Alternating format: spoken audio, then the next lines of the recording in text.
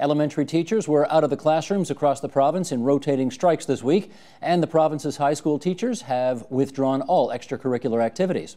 The Minister of Education says those one-day walkouts fairly balance union rights with relatively minimal disruption for students and parents.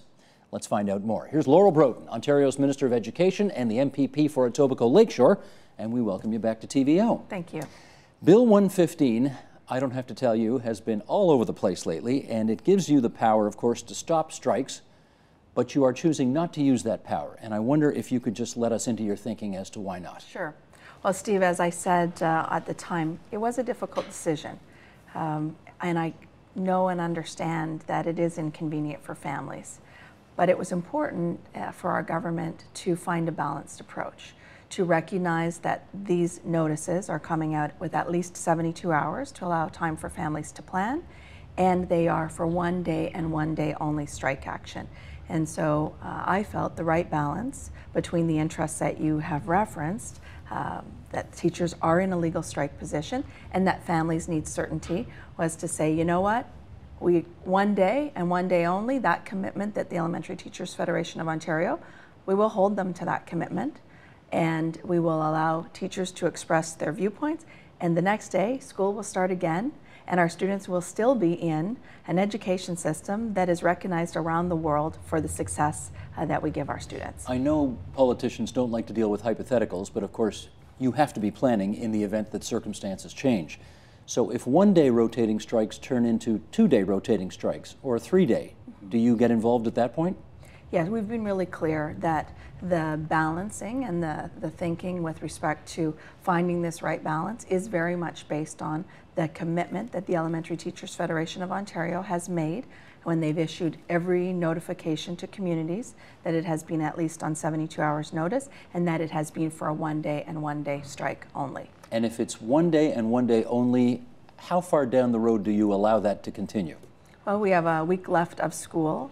We understand that there is a number of notifications. We don't have them official yet for next week, but we're starting to hear various boards, each of them indicating one-day strike action.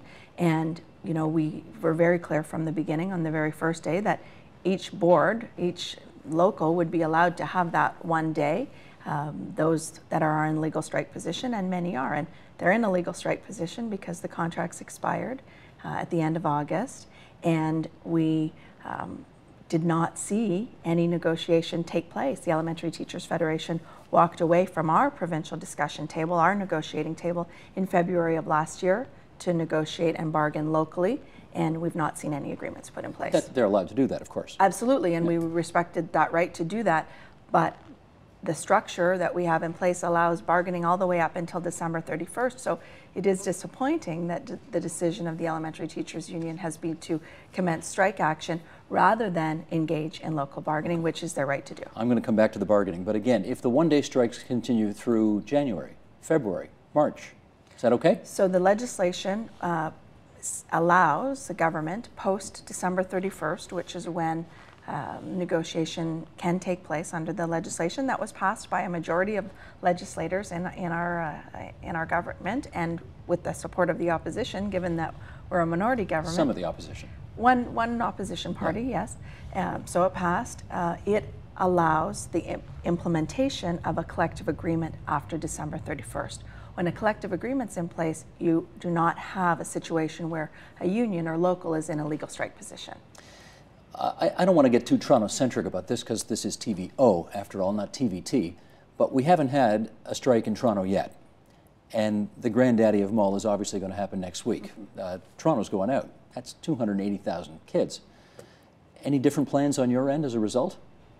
You know, I think we've been very clear that we want to find the right balance. We know that it is, listen, I'm a mother of school-age children. I know this is a busy time of year, and I know that this is far from perfect for Ontario families who are having to deal with this. But what we've seen in the first week of strike action is that communities have pulled together, social service agencies and childcare centers have made offerings available to families. Families have turned to one another, and that really is the message on the very first day, on the first day that we talked about finding this right balance and believing that we found the right balance is that communities would come together. And you know what? I'm so proud of communities in this first week because they did come together and they did support and recognize that in Ontario we have to find the right balance. We're a province that has found the balance between so many things, and we think we found the right balance here. You think you found the right balance. I don't have to tell you. You can't turn on a radio station. You can't pick up the papers. Anyway, you talk on the subways. You talk all over the place. There's lots of parents who aren't sure you found the right balance. There are parents who are obviously less concerned about respecting the rights of the teachers and their unions and more concerned about what they're going to do with their kids out for a day. I understand that. So are you sure you've got the right balance? Because a lot of them don't think so. You know, I understand that, and I know that this is very challenging, and it's a very challenging time of year. But we also know that families deal with circumstances that present themselves every day, whether it's illness, whether it's a variety of factors where your child can't go to school for one day. So let's remember, this is one day and one day only. It's on at least 72 hours notice, and we know that we've been firm in our commitment to Ontarians that we will hold the Elementary Teachers Union to their commitment to Ontario families that it is one day only. Okay. Let's, the other thing I hear, you know, in talking to people is not just the one-day issue, but it's the extracurriculars issue. Sure. And I wonder if it's an option for you at some point to go to the teacher unions that are doing the OSSTF at the moment, the secondary teachers, and say, let's table everything else for now, but we really need to deal with the extracurriculars. Can we come to an agreement on that? Is that possible? So I think it's important to recognize that how we got to here with the elementary teachers who walked away in February and have not reached any local agreements is a bit different than with our secondary school teachers. We, Secondary School Teachers Union did walk away from the provincial discussion table, did engage locally, didn't reach agreements. But a couple of weeks ago, we re-engaged and the province served in a facilitative role with the Secondary School Teachers Union and locals, and we saw agreements reached. But not ratified. But then those agreements were voted down by teachers, right? So we have been engaged to try to find a pathway forward. You know, let me be very clear. I am very, very disappointed about putting students in the middle of this dispute and taking away that extracurricular activity. That extracurricular activity is critically important, but it is exactly that. It is extracurricular. It is voluntary under the structure that we have with teachers in this province. Time to start paying for it? Well, you know, there may be conversations that will need to be had in the future about this situation, but you know, I think the message and the reality is for teachers in this province, I bet many teachers, and I've talked to many, they feel caught in this. I think if you're a teacher and you love coaching a team, that's a huge part of what you do for students and what drew you to that profession in the first place. So we do need to find a pathway forward. We recognize as a government the unions don't like the steps that we've taken and they're litigating those. We recognize they might not like some of the steps that we've taken to say we can't have a pay raise at this time, and they will exercise their political influence and they will raise their voice. But let's leave the kids out of it. Let's not hold the kids in the middle of this dispute. Okay, we've had the union leaders here, and here's the kind of thing they tell us. That your negotiators, because you've mentioned a couple of times how they walked away from the bargaining table. They tell us that your people went into this meeting and essentially said, here's the bottom line, sign on it, you have no options here, we're on constitutionally solid footing here, and we don't have any time for niceties. You're getting 0 and 0, which apparently they've agreed to. You're getting 0 and 0, bottom line, sign, let's go. And they felt so disrespected by that approach that that's part of what's poisoned the well here. Absolutely not the case, and the history of the fact that we reached agreement with 55,000 teachers. We've reached agreement with our Catholic teachers, we reached agreement with our French Catholic teachers and our French public teachers. And we worked for more than 300 hours of some tough, slogging, true negotiations, and we moved off those parameters and we found a pathway forward that met their needs, that met our needs. Our needs are fiscal. Our needs are governed by the fact that as a province, we cannot pay any more. Ontarian families cannot pay any more. They say but they did not agree to that, and they walked away. And our actions demonstrated that we moved on a number of factors and we found resolution. We had some conversations with OSSTF very recently, and we found resolution. We moved, we found resolution, and then teachers voted down those agreements. So I think the actions of the government proved time and time again that we wanted to find a way forward, and in fact, we found a way forward with anybody else on the other side that wanted to find a way forward. Where do you think public opinion is on this right now? You know, I understand that there is going to be a variety of perspectives, and I think you're best to ask someone that is a surveyor of public opinion on it. I know that this is a challenging time for Ontario families. I also think they expect us to have a balanced approach, and that they also recognize that a province such as ours, the government has to have the right to make choices. And the choices that we've made are that I didn't want to go to Ontario families and say, I'm sorry, we have fiscal challenges, we can't pay for full-day kindergarten. I'm sorry, we're going to have to raise your class sizes. I'm sorry, we're going to have to fire teachers. Rather, all we have said is that we need to put a halt, a pause on pay increases during this collective agreement period, and that we need to put an end to bankable sick days. Those are important decisions to get the education system on a sustainable footing for the future. And if you really care about something, you want it to be sustainable in the future. I do get that. I do get that. The last poll I saw showed your party was in third place, and of course unions are never particularly popular, and when they disrupt the regular activities of parents and students, that's not a formula for popularity either. So it doesn't look like either dog in this hunt, if I can put it that way, is particularly popular with the public right now. What do we infer from that? You know, I can't opine on what others are saying. What I can say is that we have been very clear and transparent about our need to live within our fiscal reality. We put out our parameters in February. We were very clear in the budget of last year that there was no allocation within the Ministry of Education budget, which is a budget that is 85% salary. So if you need to find a way to curb your growth of expenses in education, you have to tackle salary. Where the money is. Yep. And even in times of fiscal challenge, when others in the province were perhaps losing their jobs or not doing as well, we were in the midst of collective agreements with teachers, and we honored those collective agreements, despite the fact that it was challenging fiscal times. Okay, let me give another analogy though. I don't know how much you pay teachers, whatever, I mean, it's in the billions, obviously. But you pay doctors in the billions as well. I think you pay doctors 11 or 12 billion a year. And you just came to an agreement. And you didn't need to threaten them with a Bill 115 type of thing. I mean, it was tough, but you got an agreement. Are there any lessons from that process that can be drawn for this process? Well, I would say to you in the opposite, that I think the doctors' negotiation learned lessons from the teachers' negotiations, because you have to remember, we have agreements with teachers. There are 3 of our 4 school systems in this province where kids do have extracurricular, where everything is going well, because we reached agreements with teachers that put up their hand and said, we want to be part of the solution. We have worked very hard to find a pathway forward with our secondary school teachers, because they did talk to us. Teachers voted down those agreements. Elementary teachers made a decision to walk away from our provincial conversations and not to come back. But if I'm reading between the lines here, you're saying the docs saw how you were handling the teacher situation, and therefore they came to an agreement because they didn't want to be threatened the same way.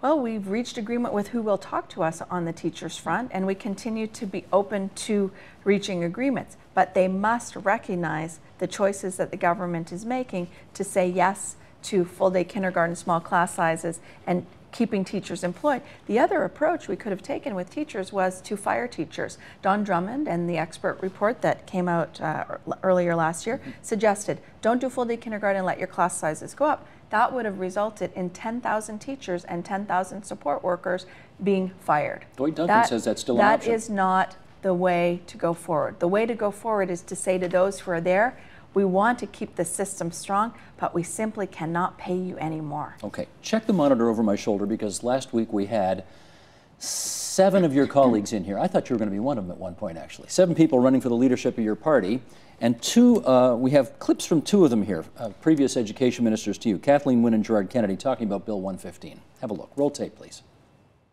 You know, I think that this is a situation that has spiraled down. I'm very concerned about it. I think the Premier has made it clear, and I certainly agree that the way the process started was not the way it should have started. Would you and there's been a legislate them heavy back hand. right now? I do not agree with, I have never thought that we should have legislated collective agreements. To the minister, I would say we need to pull back here into a place where we can get good deals. And I support the government trying to get those deals, but there is nothing in the current circumstance to be lost except goodwill from parents. People who have seen those clips have suggested to me, I think maybe you're doing a little reading between the lines, that looks like some distancing. They're trying to distance themselves from the position that you're taking right now. It's not hostile or overtly critical, but you can tell there's a lack of comfort with your position and the way that this all rolled out in the beginning. Fair comment?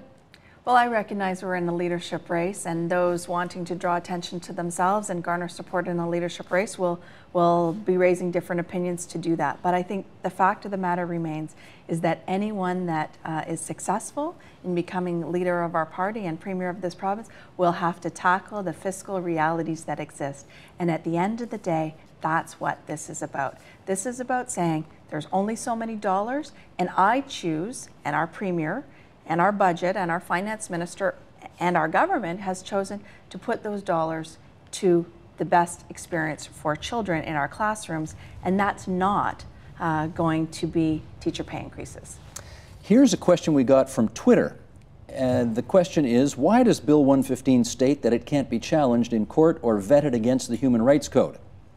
What's the answer? Well, it does not state that, and in fact, Bill 115 is being challenged in courts. There is litigation ongoing, and that will be, frankly, where any dispute that exists between teachers' unions and the government will be resolved. That's why we say over and over again, let's have that battle in the courtroom, not in the classroom. They have recourse to the courts, and they have already commenced that litigation. The issue, the legislation is drafted so that human rights complaints need to go to the Human Rights Commission, of course, but labor complaints need to go to the Labor Board. That's what the legislation has been drafted, and despite much rhetoric from the unions about how they are prohibited from bringing court action, they have brought court action, so I think their actions speak louder than their words. And where's the case at right now? I think it's in its preliminary stages. It will be, I think it will be a case where it will take, no doubt, we will respond. I think it is in its preliminary, but that will be, that challenge exists and will continue. Okay, let's talk, we've got a few minutes left and I want to touch on one more thing. This government, for a whole bunch of reasons, has until now had labor peace with teacher unions for 8 years. I mean, it's a pretty amazing record if you think that not one day was lost to teacher strikes in the elementary and secondary panels for 8 straight years. But this has been one heck of a year. Never mind the energy file, never mind some of the other controversial files in healthcare. We're now starting to see a disintegration of the labor peace that has existed. I know you think you've got a good story to tell on education. I know The Economist magazine lauded the educational advances that have taken place. I know our test scores in the English-speaking world are #1. But I wonder whether the events of the last few weeks have eroded your government's legacy. Well, I'm proud of the work that we've done over many years, absolutely, and we did need to reinvest. When we came in and formed government after the Harris government had been in place for many years, the education system was very challenged, and we needed to put dollars into the system, and we did, and we needed to rebuild confidence. And we invested significantly in education, and we invested significantly in teachers. We did that when we could. And we continued to do that even when we had less dollars because we had made the commitment to do that. And so, I hope that families recognize that we are making the choices as a government that are in the best interest of their children to get a system on a sustainable footing and put the priority where it belongs, on our children and their learning. Full-day kindergarten is going to be a legacy of this government. It will be something that will positively impact all of our children for generations and years to come. When we're trying to educate the future leaders, full-day kindergarten will be a part of it. That's why it was so important to say yes to that. To say yes to that, we had to say no to pay increases. That is what it means to be a government and take a leadership role and make those decisions. Former NDP Education Minister Dave Cook had a column in the Ottawa Citizen the other day saying that from this experience and from his experience, remember he was in government when the social contract came in, they abrogated collectively bargained agreements, and he says the reality is that you can do 100 good things with the teacher unions, but cross them once and you're finished. That was his experience. That's been the experience of a lot of governments over the years. Is that going to be your experience? You know, I have a chance to speak to teachers regularly all the time, and I know that teachers want to find a pathway forward. I know that Ontario has some of the best teachers in the world. That's why we have one of the best education systems, and I really encourage teachers to help us find a way forward regardless of the rhetoric of the teachers' unions. That's Laurel Broten, Minister of Education, the Liberal MPP for Etobicoke Lakeshore. Thanks for visiting us at TVO tonight. Support Ontario's public television. Donate at tvo.org.